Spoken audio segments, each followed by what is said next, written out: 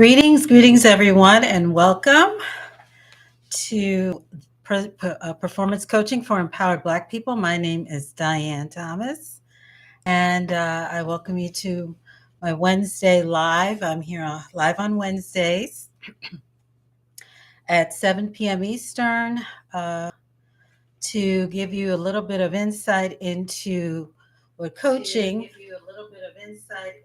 with Black women and what that's about, and certainly in the realm of high performance and how that works and looks like specifically with Black people.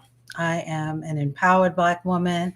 I'm a mom, I'm a grandmom, I'm a sister friend, and I'm someone that cares deeply about Black people. I love Black people, and through my work as a high performance coach, I help us exercise self determination through learning and through coaching through the high performance methodology, how to live lives of empowerment and purpose while we are combating the constructs of Black excellence and Black exceptionalism. I have been a certified high performance coach for 15 years. Well, actually, since 2015, not 15 years. Um, and I have had the joy of working with nonprofit leaders, professionals, people who care about leveling up, getting to the next level of whatever performance looks like for them in their lives. And so these uh, moments that we have to share here on the live is to kind of give you a little bit of taste of what some of the thoughts that I have and some of the conversations that I have with my clients, and helping them to see where there's opportunity for growth and opportunity for them to build on their levels of empowerment. And as they are doing that, they are able to elevate themselves and the people that they care about. So that is what I do in my work with them, and hopefully you can get a feel of that. The Certified High Performance Coaching methodology is very much structured. It's structured on 5 particular principles, and those principles are clarity, energy, courage, productivity, and influence. And those have been measured to be the people who have gotten to those levels of excellence and the levels specifically of success over a long period of time have identified clarity, energy, courage, productivity, and influence as the main pillars of their success. So I coach my clients on how they themselves too are they're already engaged and already people who see more for themselves, that they are going to be able to get to those levels of over the long term in a consistent manner, so that they are able to have more fully engaged and joyful lives.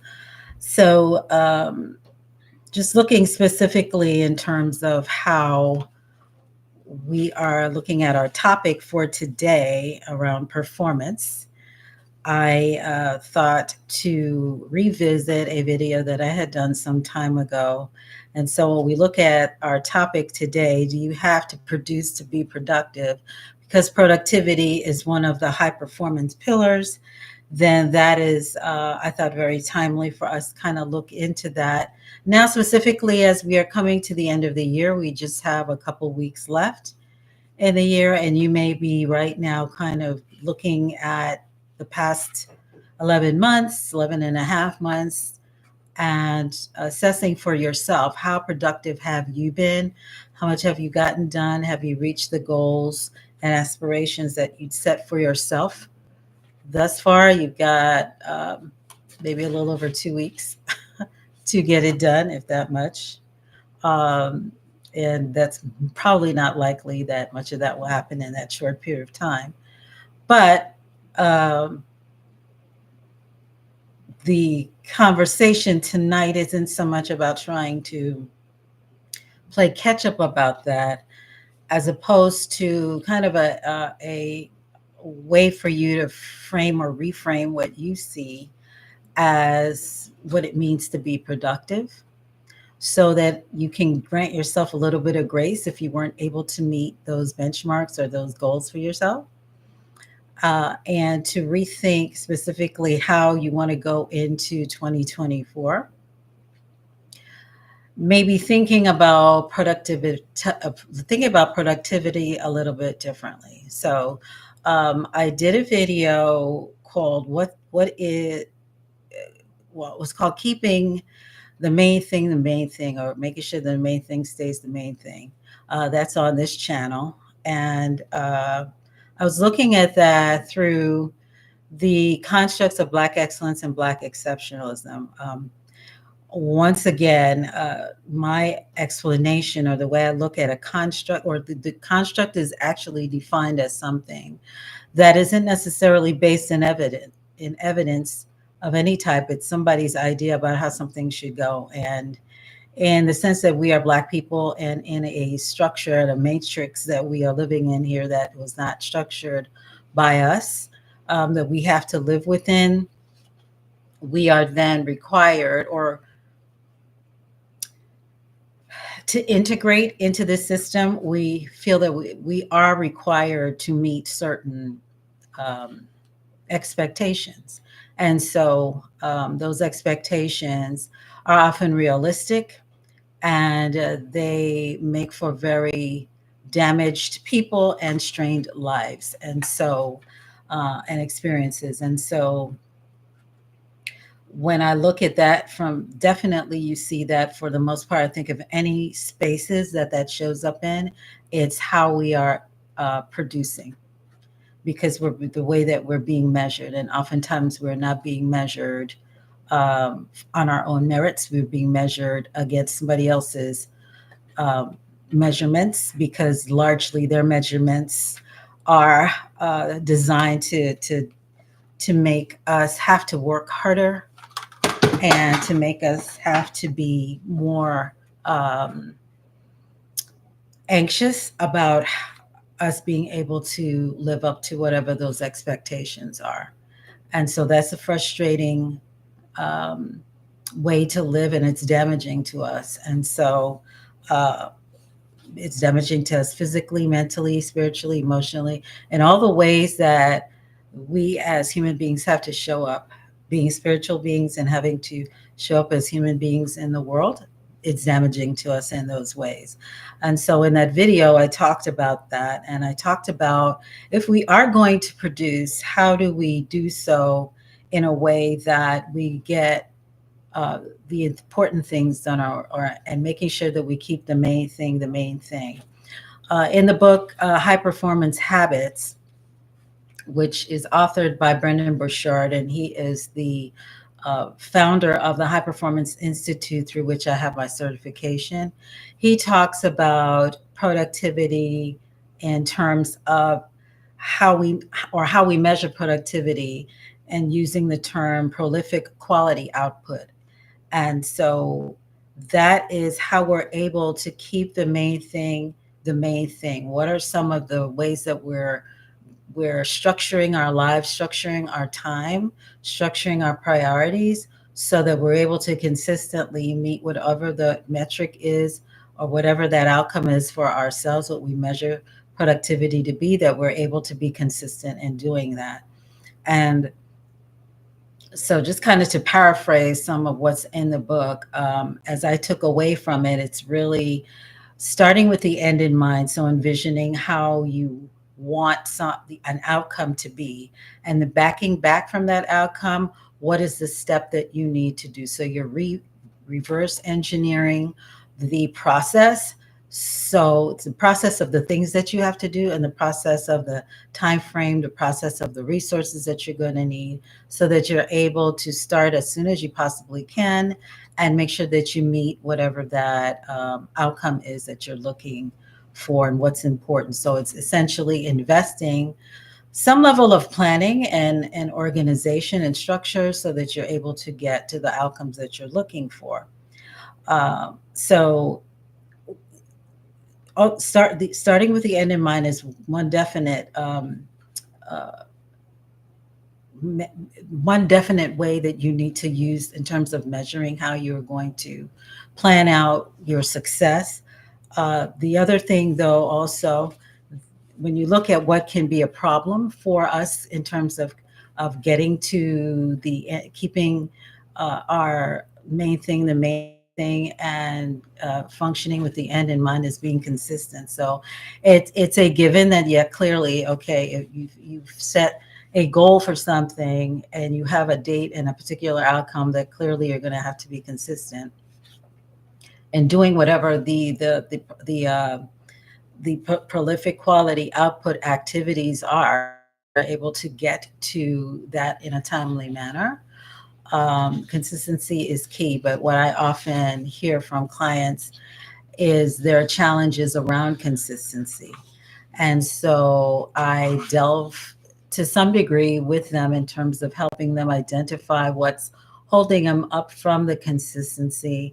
And oftentimes that leads to another challenge, which is distractions.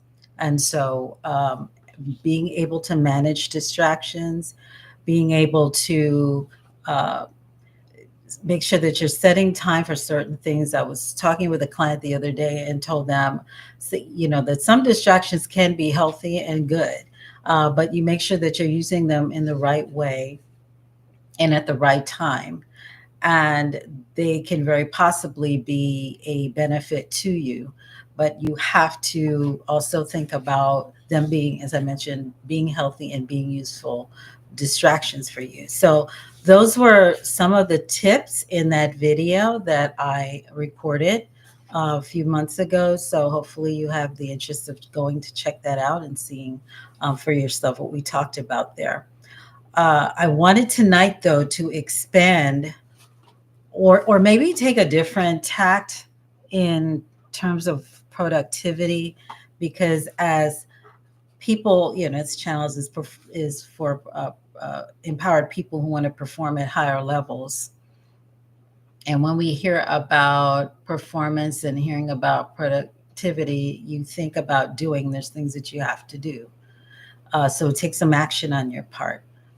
But I wanted to look a little more deeply, or I don't know if it's deeply or maybe just differently, about what productivity can be. And so that's why I came up with the topic, do you have to produce to be productive? Because I think the other side, the prolific quality output and the structuring of time and and things like that, the other side of that is that you also, even with all that you're doing, you're also going to be needing to rely on other people a lot of times to do their part. And so they may not be moving as quickly as you want them to, or um, there's some delay in some way, shape, or form. And so impatience may pop up for you during those times. And so how do you handle um, delays? How do you handle people not moving on at your pace, at the pace that you would want to see things done? And should it always and if those things aren't moving or things aren't getting accomplished at your pace, is it always a bad thing?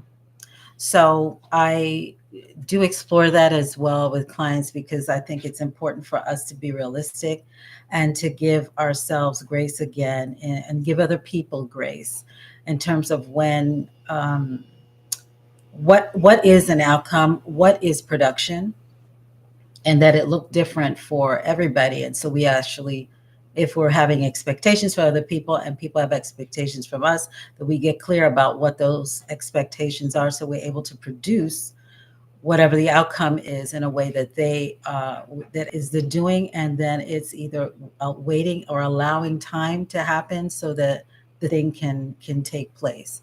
And so I thought about a concept that I'd heard a while back, and it's an Eastern philosophy that's called Wu Wei, and it means, loosely translated, means non-action. And so it's the art of knowing when to act and when to remain still, and trusting that the universe is going to operate in its natural state to get to the outcome that is beneficial for everybody involved. And I think a lot of times, because we live in a Western society, and again, these constructs, as I talk about all the time, because they take us away from what is natural occurring, what is the natural state of being. We think of nature. We are in the season now of fall, about to be winter in another few days. So there are things that happen during the each season. Things are happening, for instance, during this season of fall, that if it happened during the summer would totally be out of order of the universe, out of order of our expectations, and it would throw everything else off because it came before its time, or it's not operating in its time. And so, really understanding productivity in that sense as well, in that with the Wu philosophy, it's not that you are sitting down, even though it's loosely translated to non-action. It's not that you are sitting down and doing nothing. It's essentially that you are in tune with the energies around you, and understanding that there is a time and place for things to happen. And so, as much as you do, if we want to translate that into some Western way of looking at it, understanding that as much as you do, you can only do so much. And then you have to allow time and space to make up the difference, and to work out the rest of what needs to happen. So in the waiting, that's where the power is, and is realized. So the philosophy there that they practice is to set intention, and then do your part, and then allow things to unfold.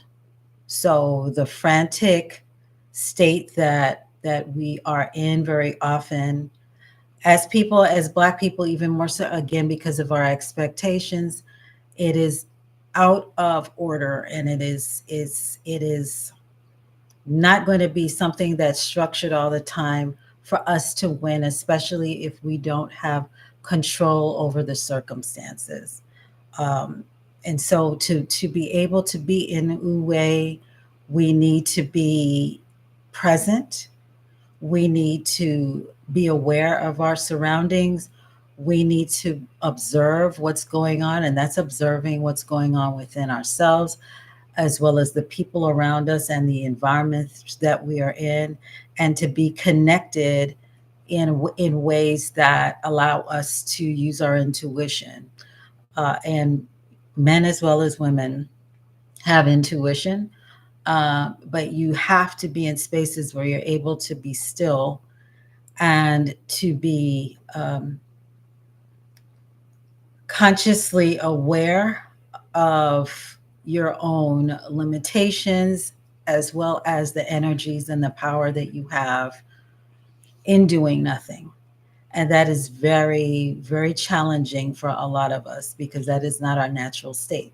Our natural state very often is to do. We have to constantly be in flux, and to have things happening all the time. Um, I believe the Japanese practice Zen philosophy, and theirs is pretty much very, very similar to the Chinese philosophy of Wu Wei. And they talk that focus is on prioritizing being over doing. So again, that does not necessarily mean that, though some people may translate it that way, may not necessarily mean that you're sitting in expectation, and so, well, I don't have to do things because it's going to happen in and of itself. It often really does mean as I mentioned before, you do the most that you can, and then you allow things to happen. Um, I'm finding myself in seasons very often now where that is the case, where and I have to self-regulate, and I have to make myself. Um, I have to do all those things in terms of being aware, of being present, of living in the moment, because I tend to live 6 months out a lot of times in terms of planning. But I do also find that there are periods of my life when that works really well, and I'm able to set a intention um, to get to a specific outcome, and I can be doing all the things, and things are moving really good, and we're in like the zone or the flow, and you may have had that experience as well. And then there are times when all the doing that we're doing, or that I'm doing, is not manifesting anything at all. And the more I do, the more exhausted I am, and the less that's done. And it almost seems to me like uh marching in place, and time is moving on, but there aren't any tangible things that I have to exemplify any effort that I've put in at all. And so I have moments like that quite a bit, because I'm a person of action. So I like to do things. And I think a lot of times, you know, the universe is like, all right, well, you've done as much as you need to do. And it's very difficult for me to know. I don't know that I always know instinctually when I need to stop. And that may be your case as well. Um, if you find that you're running up against roadblocks, or things are reversing, even, or regressing from any progress that you think you may have made, that can be very frustrating.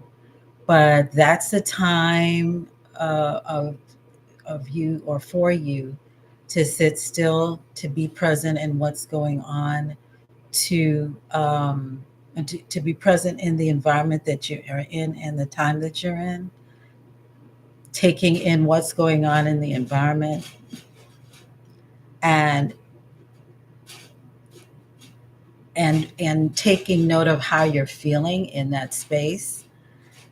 Actually, after you've already exhausted all of the options that you feel you have, and there's nothing more for you to do, then that is, well, for me, that's an indication that I need to stop.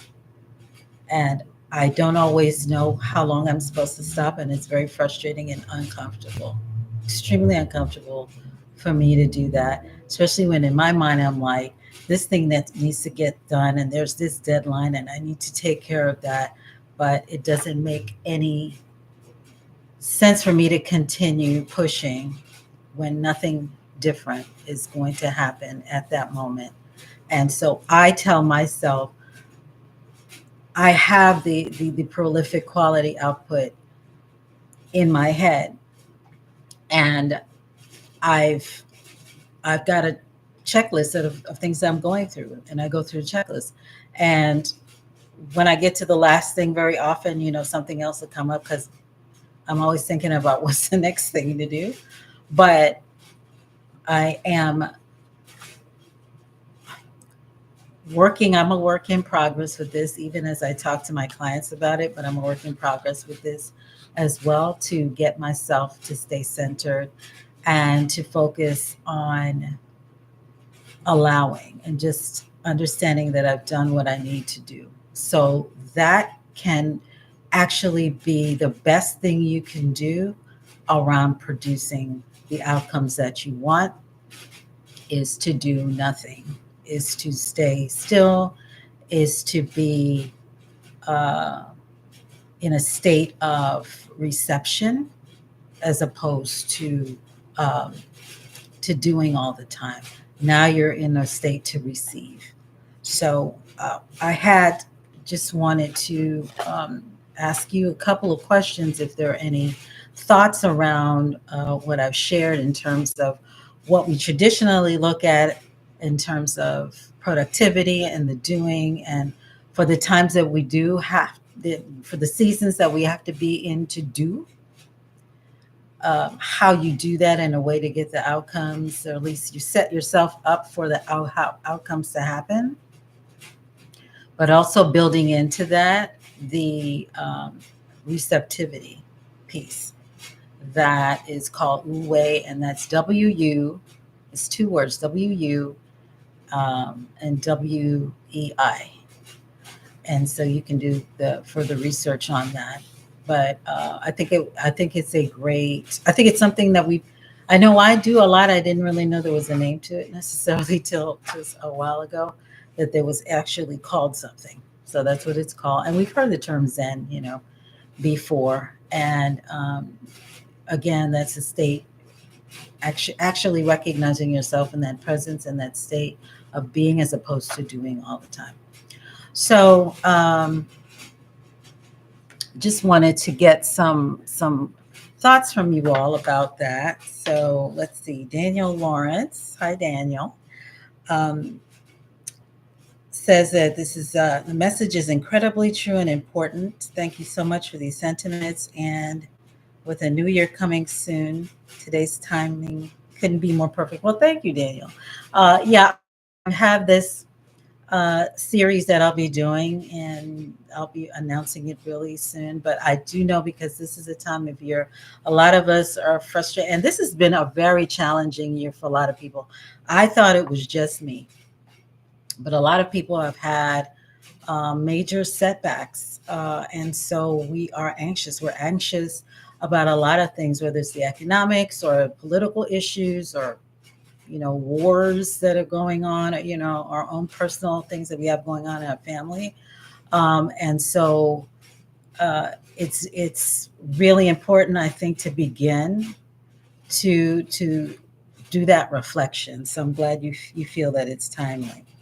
Hey, Avana, uh, when you've done all you can. Yes, exactly.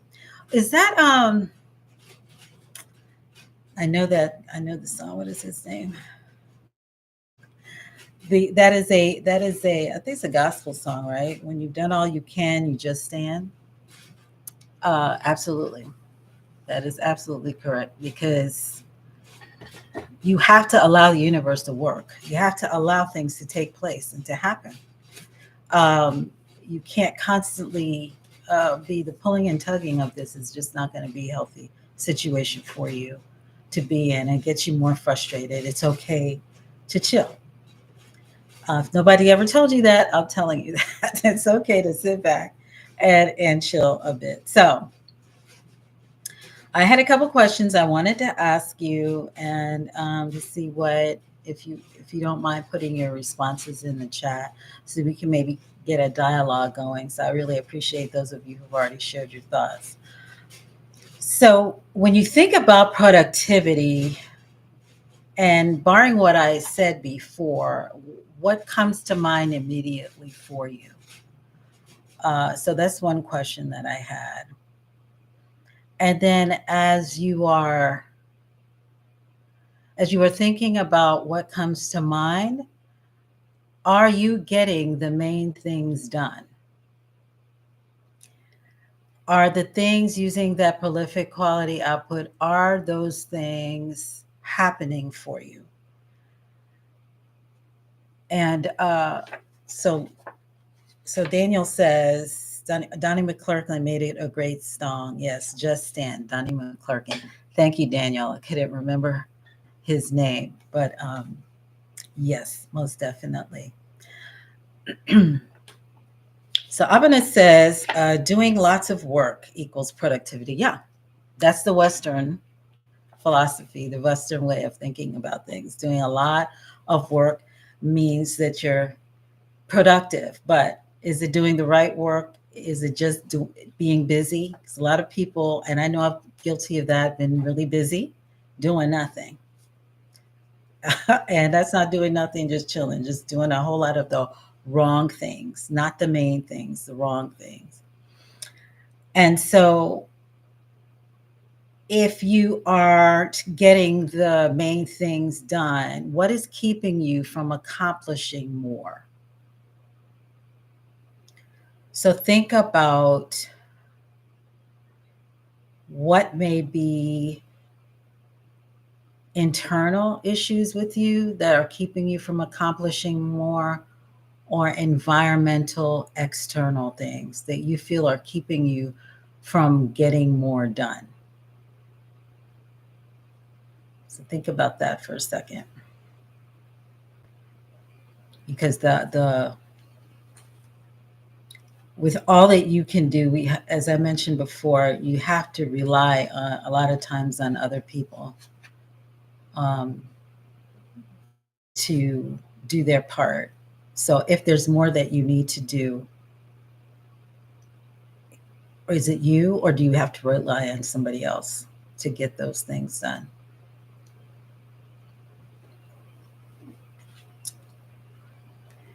Okay, so Ebony Travels, L, my daughter L.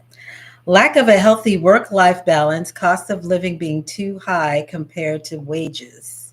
Absolutely. We're having major challenges around finances and economics. So that can definitely keep you from getting more done. Abuna says, I allow distractions to take over more than I care to admit. Distractions. So, yeah, I talk to clients a lot about distractions, and that is a deliberate thing. And it's even more of a problem when we have these gadgets, right? Because we've got notifications firing off all the time. We've got things that are keeping taking our attentions in different places, and so distraction, or just maybe being in environments where you don't really have the space that you want. You don't have the time to think. You can't focus because there's so much coming at you, and either noise from outside the environment that's distracting you. So that is a major issue as well. Lenise, hey Lenise. She says, checking this off the to-do list is my definition of productivity. Fabulous. I make my to-do list unrealistic, and when things are not enjoyable, they continue to get put off. Yeah, we delay, we procrastinate, and I think I saw some. I need to delve more into this issue of procrastination. And maybe it was one of those silly little quizzes that pop up on Facebook or something like that. But there was some mention about procrastination, and it in the role that it plays, and people trying to determine, I guess, whether you're depressed if you are a person that's chronically procrastinating, which is a little bit uh, concerning if that's the case. And so I guess maybe this quiz was to help you figure out if you're depressed or something. I don't know. It's very interesting, but uh, definitely recognizing that, the things that we don't want to do. And that's what I remember. You remember being in school and having tests to take, and the teacher telling you, well, just kind of scan the paper and answer the ones that uh, that you have the answer for, or aren't going to take as long for you to figure out. Do those first, and that kind of gives you some momentum to move to the tougher time, right?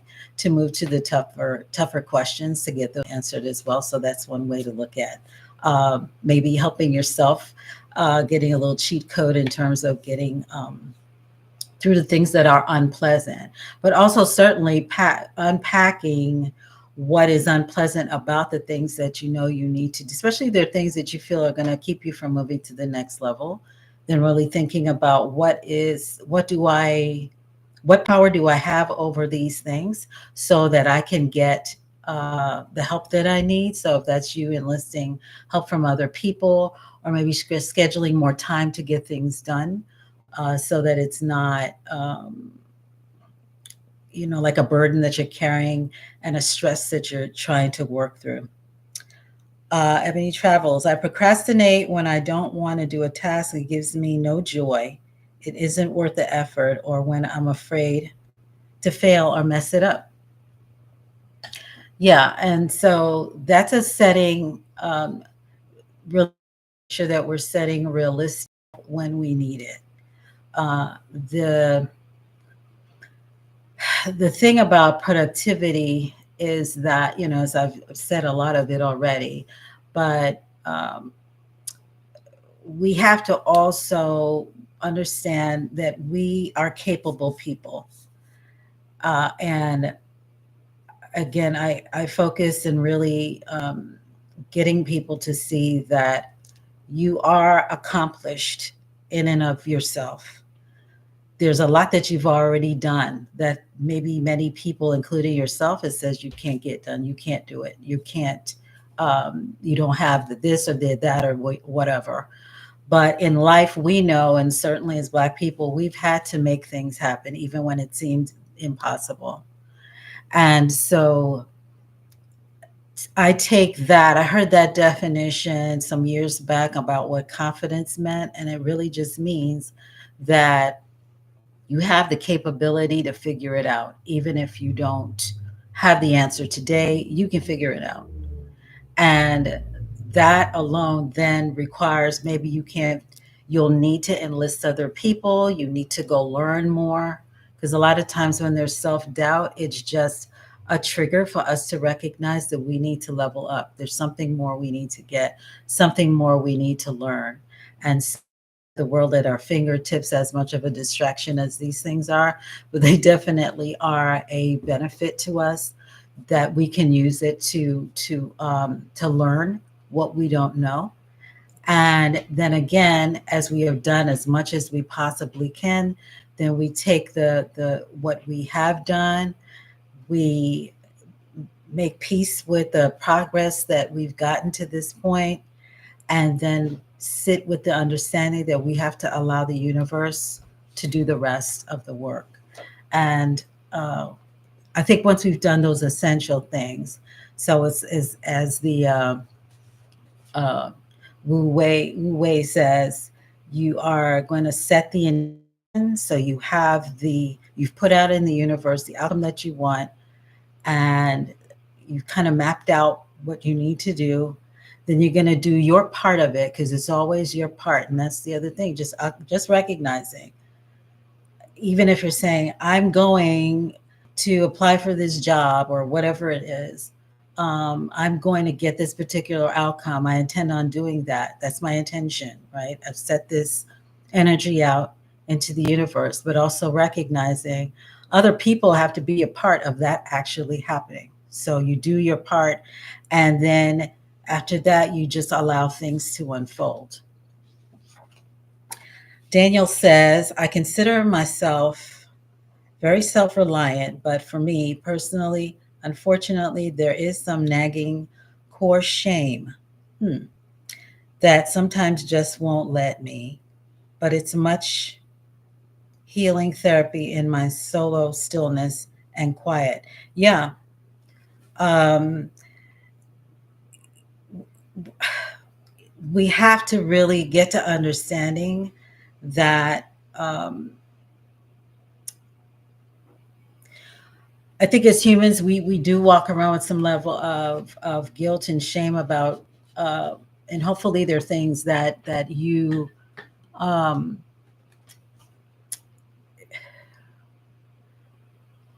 you've come to terms with in terms of understanding what your role may be in a particular thing. So we do tend to take a whole lot on that's ours, and we're carrying it, and so it makes the carrying of it very heavy. Some of this stuff we just need to let go and recognize we can't do anything about it. The stuff that we can, we're going to do as much as we can, and then we're going to allow universe to work through the rest of it. Uh, and so, yes, the to the degree that you can do self therapy, so you see the healing therapy, as much as you can do that, and being in stillness and quiet and meditation, if that's something that you do, it can be very beneficial for you, because it gives you an opportunity to hear and to listen and to receive. I'm not a particularly religious person, but I do believe in spiritual therapies and in spiritual practices that can get me to calm myself, can get me to center myself, can get me to recognize that I have power and I have agency. And I just need to be quiet enough and still within myself to be able to identify what are the things that I need to do and trust that that information is going to come to me and that I'm going to know what I need to do because I'm a capable human being. I didn't come here just for, uh, I'm not here to um, to to receive. I'm here to do. I'm here to serve. And so because of that, I know that there are things that I'm going to have. There are times that I'm going to have to do a lot of things, and there are times that I'm going to have to be still in myself. So that's a very good comment, Daniel.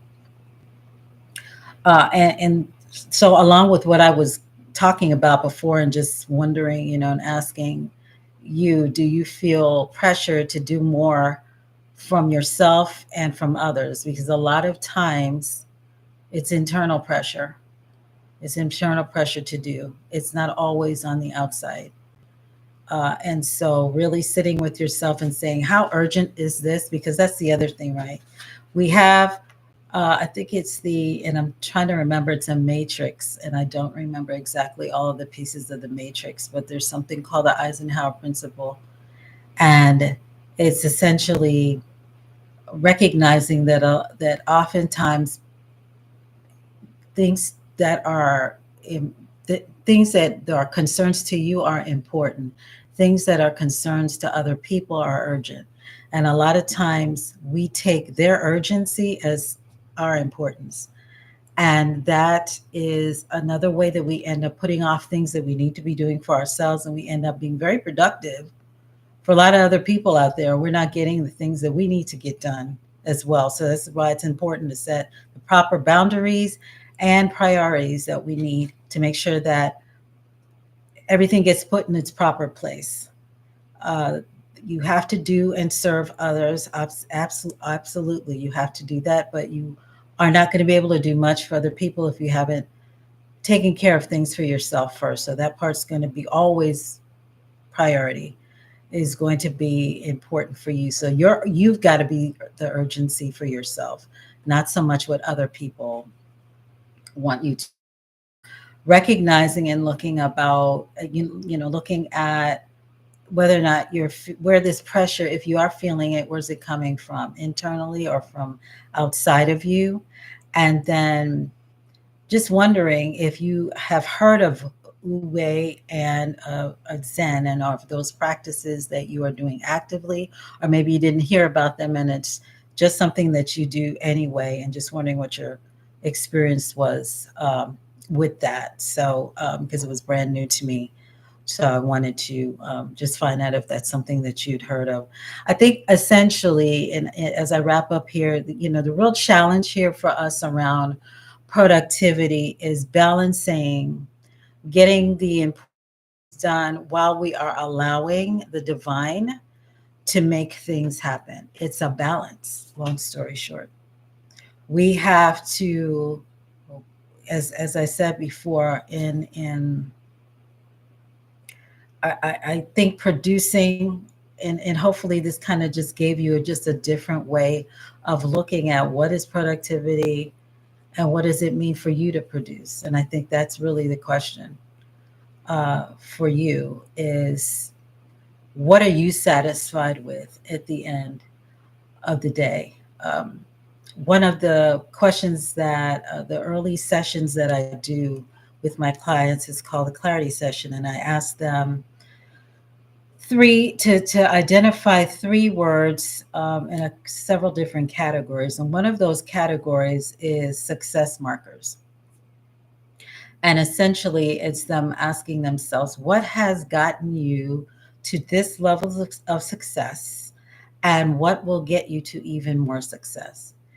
And one of those things for you may be around how you manage expectations, how you manage priorities, how you manage what productivity looks like. Because if we're looking at success, that word alone means that there's some forward progression and something is happening to get you from one place to the next. And so identifying what those three words would be or how you would frame what success looks like for you, I think again, very well could be the end in mind question. So, what is success for me? You may just ask yourself that and then back in terms of what that ideal success would look like for you and re-engineer it into the way that you need to structure your life, structure your time, structure the people that you have around you, structure the things that you or the people that you needed to that your environments, right? So let me back and say this right. So you're looking at your long range, whatever that is, and then re-engineering to what you have to do today to get to whatever that success looks like. And that's structured around time and it's structured around the inputs and resources. It's structured around the people that you need to have around you, structured around information that you need to get. And it's also going to be structured around you allowing yourself the way. So giving yourself the grace to just allow, have an environment where you are allowing things to happen. Arlene, hey Arlene. All right, thank you. So glad you are here. So glad you are here. Yes. Let me know if there's any feedback, any additional questions you have on the topic. I can hang up for, as long as I need to, because I want to just basically make sure that this topic is clear to you. Lenise says you are completely right that we need to re-engineer how we view these things and give ourselves grace. Absolutely. As I said I think it was a previous. I don't know if this was it the last one I did, the last live I did, and how gratitude and grace are like my catchwords for probably the rest of my life now. I think I call myself because I'm a woman of a particular age, and I am in the season that I am in now. Gratitude and grace is where I live in my mind and my heart, because and certainly as I've embraced and truly understood the the journey, my personal journey, and the journey of our people as Black people, that we have a responsibility to give ourselves grace and give each other grace. There is going to be no peace uh, greater than the grace that you give to yourself. That is just true, my viewpoint on it. Arlene says, I don't always have to do stuff to feel productive or successful. Sometimes my day consists of simply connecting with people, and that can be a good feeling. Absolutely. Because the doing of it all is a lot of times us, especially, and I may be in a company here with other like-minded folks, but as a solopreneur and you're working by yourself all the time, you get in your own head about and getting flustered and worried and stressed about what you're not getting done a lot of times. And sometimes you do have to just step away from it all. And that is the healthy thing to do. So part of production, being productive, is connecting with your friends and family. Part of being productive is reading that book that you've been putting off for 2 months. Being productive is picking up that crochet needle and that project, that art project that you started or you had bought all the supplies for last year and you haven't even looked at it yet. Because all the creative part, and I don't know if it's left brain or right brain because I get those two confused a lot of times. But we have to feed the creative, artistic side of ourselves as much as we are feeding the analytical parts of ourselves, because we need to have that. One benefits the other. That's why there are two halves, right? Two halves of a whole, because they are dependent on upon one another. And I don't think we about that as much as we should, and it's just not talked about a lot either, in terms of how we are. Um, we're a compilation of a whole lot of parts, and because we lean in one aspect constantly all the time, we are taking away from the other parts that make us whole and that make us feel like we actually are alive, and we have other things that we're doing in life that we love, and we cherish. And so friends, especially, certainly this time of year, that's a time for us to kind of focus on that. If we had been neglectful in any way, shape, or form before, that we are able to tap in and reconnect. So I'm glad you're doing that, Arlene, and I encourage the rest of us to do that as well. Um, and so, certainly in coming weeks, I'll be talking a little bit more about how we can prep for the next year, and making sure that we have all those pieces in place that are up for success in whatever way that looks like for you. And it doesn't even necessarily have to be about productivity. How about that? So, but you'll be learning more about that in the coming days. I'll be talking more about that. In the meantime, before I let you go, if you don't mind, please taking a moment to like and subscribe to this channel. I am wanting for this to be a place where we can have these great conversations on a regular, and wanting folks to other people to come and join in as well. So please make sure that you do that and share this, and also take an opportunity, if you have not, to visit the links in the description below. There's a link for you to learn a little bit more about certified high performance coaching, and to apply for a limited time free 1 hour coaching session. I guarantee every single time I do those, people are just amazed about the takeaways from it. So you'll definitely be able to get something from it that you're going to be able to use at the end of our session. Yes, thank you, Arlene, for the reminder. Hit that like button. Absolutely. And so one of the things I want to do next year is to convene a group coaching cohort. I am looking into doing that. Hopefully in the spring. So if I get enough people interested, because I do know that coaching is a new thing for our people, first off. So I applaud you for being here and to just investigating, well, who is this woman? And she's presenting herself in this way, and what is she about? And what's this certified high performance coaching stuff? Excuse me. What is this certified high performance coaching? What is this all about?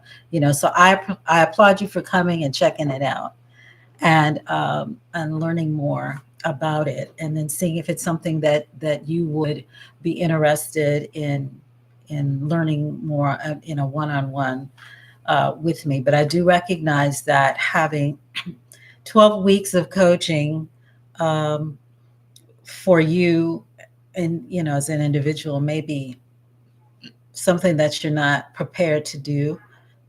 But I do think there's definitely a benefit in working in a cohort, because the way that I present the concepts there is more of a teaching sort of presentation.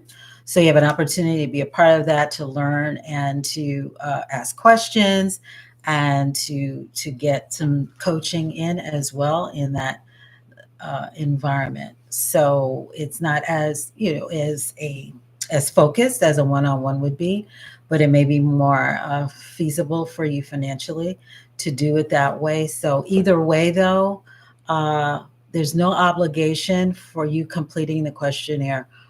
That's my gift to you. So I just want to give that to you so that you have the experience and that you have some takeaways from it. And then even if it's something that you're not ready for right now, that's okay. Hopefully, when the time is right for you, it's something that you can come back to. So please take the opportunity to complete that, and even share that information with people in your network. All right. So I want to thank you so much for your time and attention. A very engaging session today. I hope you learned something, and it's something that you can ponder on and use it in your day, in your life. And so also I'm looking for ideas about other topics around performance, around how we can show up more for ourselves, for our families, in this space of excellence, in the term of that I use it in, and empowerment in the terms that I use it in, because we are already excellent, we are already exceptional. We don't need white supremacist constructs for that. We operate on a whole different level than those people, and and they know that. I just want us to know that and to step into it very definitively and unapologetically. So if you have any topics that you would like for me to cover around that, please let me know. You can put it here in the chat, or any one of these sessions that you look at and you have a question, because I do look at the comments. You can put it in there, or you can email me at Diane, DIANNE, at dmariethomas.com. And I will most definitely appreciate that feedback. That will really help me as I'm building my calendar of topics as we move forward. So until next time, hopefully you will have a great rest of your evening. And I ask you please to please stay safe and blessed.